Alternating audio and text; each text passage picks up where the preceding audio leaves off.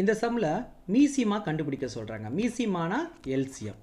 So அதை தான் பார்க்கலாமா? இப்போ அதுக்கு முன்னாடி நம்ம சேனலுக்கு புதுசாக வரதா இருந்தால் நீங்கள் கண்டிப்பாக மறக்காமல் சப்ஸ்கிரைப் பண்ணுங்கள், உங்கள் ஃப்ரெண்ட்ஸ்க்கு ஷேர் பண்ணுங்கள். வாங்க சம்முக்குள்ளே போகலாம். இப்போ ஃபஸ்ட்டு சம் என்னென்னா 8x⁴y² இதுக்கும் 48x²y⁴ நம்ம எல்சிஎம் எடுக்க போகிறோம். முதல்ல நம்பருக்கு நம்ம என்ன செஞ்சிடலாம், எல்சிஎம் எடுத்துடலாம். அப்போ 8 48. இப்போ 8ஆவது பள்ளியே போட்டுடலாமா டேரெக்டாக? 1 8 8 6 8 48. இதில் 1 வந்துருச்சு, அதனால் இது இன்னும் 1 வர வரையும் நம்ம பண்ணணும். 6ஆவது பள்ளி எடுத்துக்கலாம். 1 1 1 1 6 6. அப்போ வந்துருச்சுங்களா 1 2 பக்கட்டும். அப்போ இதான் எல்சிஎம். 8 × 6 48. அப்போ ரெண்டுக்கும் நம்பர் இந்த 8க்கும் 48க்கும் எல்சிஎம் எவ்வளோ? 48.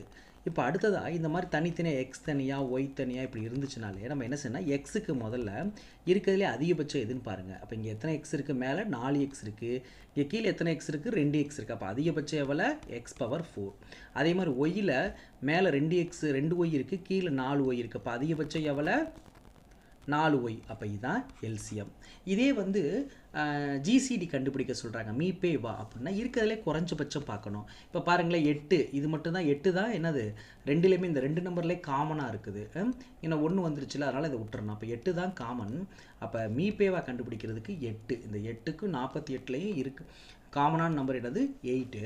அப்புறம் இங்கே அதிகபட்சமாக பார்த்தோம் பார்த்தீங்களா, அது அதிகபட்சமாக பார்த்தா அது எல்சிஎம், அதாவது மீசிமா. இருக்கிறதுலே குறைஞ்சபட்சம் பார்த்தா அது மீபேவா. அப்போ இங்கே எத்தனை எக்ஸ் இருக்குது? 4x. இங்கே எத்தனை எக்ஸ் இருக்குது? 2x. அப்போ x² எழுதிக்கிறோம்.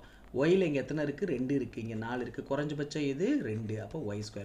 அப்போ இது என்னது? மீபேவா, அதாவது ஜிசிடி. அதிகபட்சம் பார்த்தா எல்சிஎம்மு, குறைஞ்சபட்சம் பார்த்தா மீபேவா, அதாவது ஜிசிடி. சரிங்களா?